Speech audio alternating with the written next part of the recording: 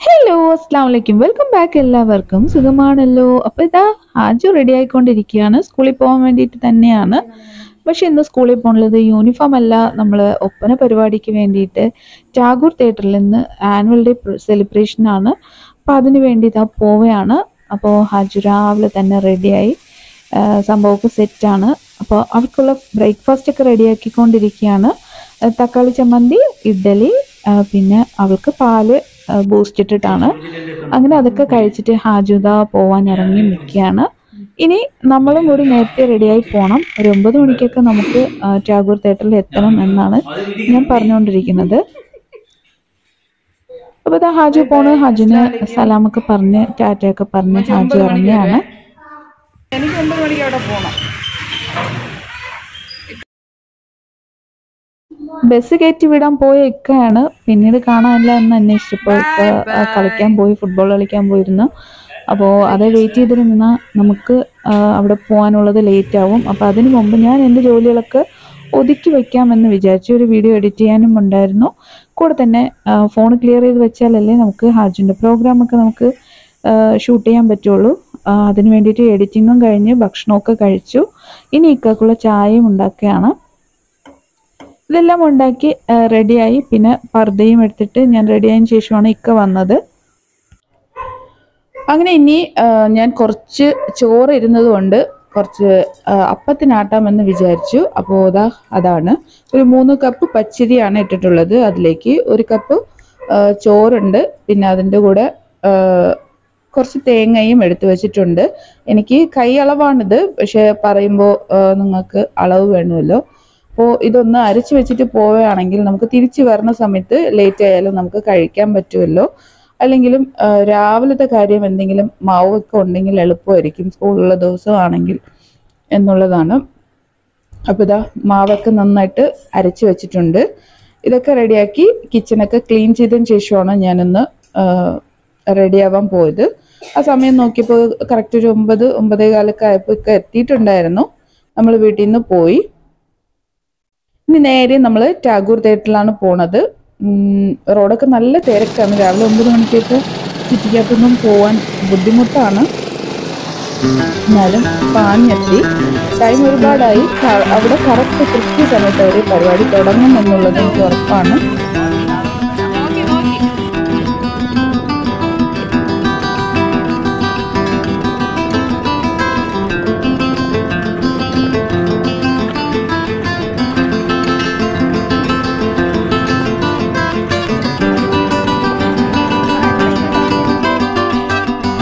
ഞാനിവിടെ എത്തിയ സമയത്ത് ഇവിടെ ഒരു പരിപാടി സ്റ്റാർട്ട് ചെയ്തു. അപ്പോൾ ഇവിടെ കൃത്യസമയത്ത് സ്റ്റാർട്ട് ചെയ്യും എന്നുള്ളതാണ്.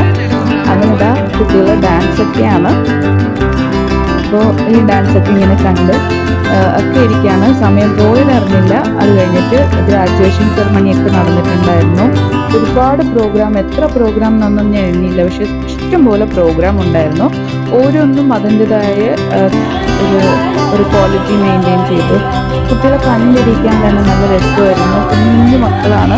മാഷാ അല്ലാഹ്, ഓരോ മക്കൾക്കും അല്ലാഹു നല്ലൊരു അനുഗ്രഹം കൊടുക്കട്ടെ. ഇവിടുത്തെ കുട്ടികൾ വളരെ സ്പെഷ്യലാണ്, അത് പറയാതിരിക്കാൻ വയ്യ. കാര്യം ഓരോ മക്കളുടെ ഉള്ളിലും ഖുർആനിൻ്റെ ഓരോ ആയത്തുകളും ഇങ്ങനെ മനഃപ്പാഠമാക്കിയിട്ടുള്ള കുട്ടികളാണ്. അപ്പോൾ അവർക്ക് വളരെ സ്പെഷ്യലാണ്. സ്പെഷ്യൽ ടാലൻ്റുള്ള കുട്ടികളെന്നെ വിളിക്കാൻ പറ്റുള്ളൂ എന്നുള്ളതാണ്. സാധാരണഗതിയിലുള്ള കുട്ടികളെക്കാളും ഈ കുട്ടികൾക്കൊക്കെ ഒരു സ്പെഷ്യൽ എവിടേക്കോ ഉണ്ട് എന്ന് എനിക്ക് തോന്നാറുണ്ട്. അങ്ങനെയാണ്. അപ്പോൾ ഇതാ ഗ്രാജുവേഷൻ സെറിമണി നടക്കുന്നുണ്ട്. ഒരുപാട് പ്രോഗ്രാമിന് ശേഷമാണ് ഇത് നടന്നത്. പക്ഷെ എനിക്ക് ആ ദിവസം ഇങ്ങനെ വെയിലത്ത് വന്നു കൊണ്ട് എനിക്ക് ചെറിയ തലവേദനയൊക്കെ ഉണ്ടായിരുന്നു. എല്ലാം എനിക്കിങ്ങനെ ഷൂട്ട് ചെയ്യാനും പറ്റിയില്ല. പരിപാടി ഒരുപാടായതുകൊണ്ട് തന്നെ എവിടെ ഉണ്ടെന്നുള്ളൊരു ഓർഗനൈസ് ചെയ്യാനുള്ള ഒരു മൈൻഡൊന്നും വന്നില്ല. എനിക്കത് കണ്ടിരിക്കണം എന്ന് മാത്രമേ തോന്നിയുള്ളൂ. ഇതിനെക്കൊണ്ട് പറ്റുന്നത് എല്ലാത്തിലും കുറച്ച് ഞാൻ എടുത്തിട്ടുണ്ടായിരുന്നു.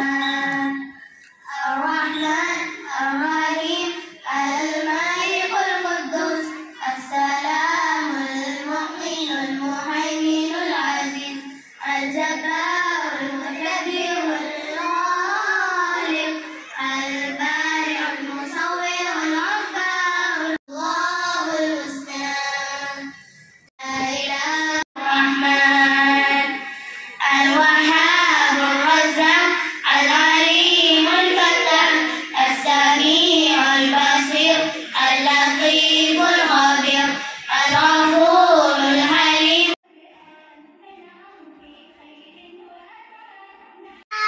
رسول من الله يتلو صحفا مطهرة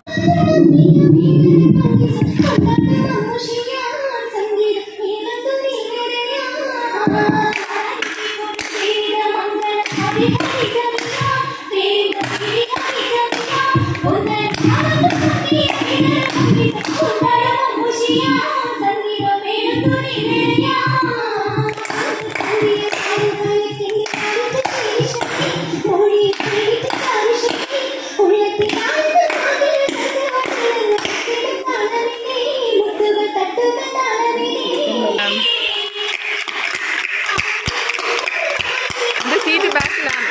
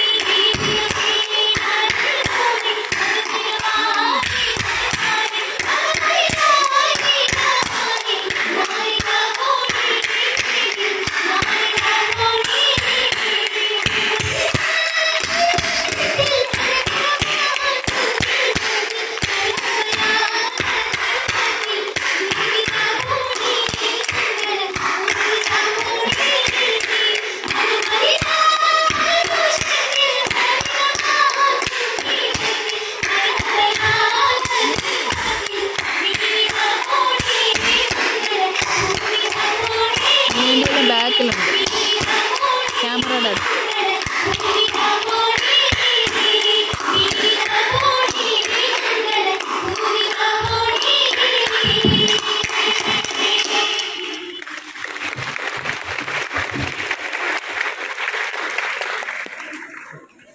ما شاء الله بارك الله فيكم. كل الشكر على تقديمكم الرائع وجزاكم الله خيرا على هذا الأداء المخلص.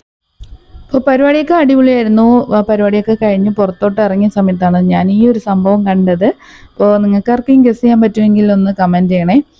അപ്പോൾ അതിൽ കുറച്ച് നേരം കളിച്ചു, അങ്ങനെ കുറച്ച് അവിടെ നിന്ന് സംസാരിച്ചു. പിന്നെ ഇക്കയുടെ ഒപ്പം നിന്ന് ചായയൊക്കെ കുടിച്ചു. ചായയൊക്കെ ഫ്രീ ആയിരുന്നു. ചായയും വടയും ബജ്ജി, അങ്ങനത്തെ ബജ്ജി കാര്യങ്ങളൊക്കെ ഫ്രീ ആയിരുന്നു.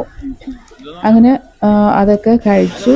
എല്ലാം കഴിഞ്ഞ് നേരെ വീട്ടിൽ പോയി. നല്ല തലവേദന, നന്നായിട്ട് കിടന്ന് ഉറങ്ങി.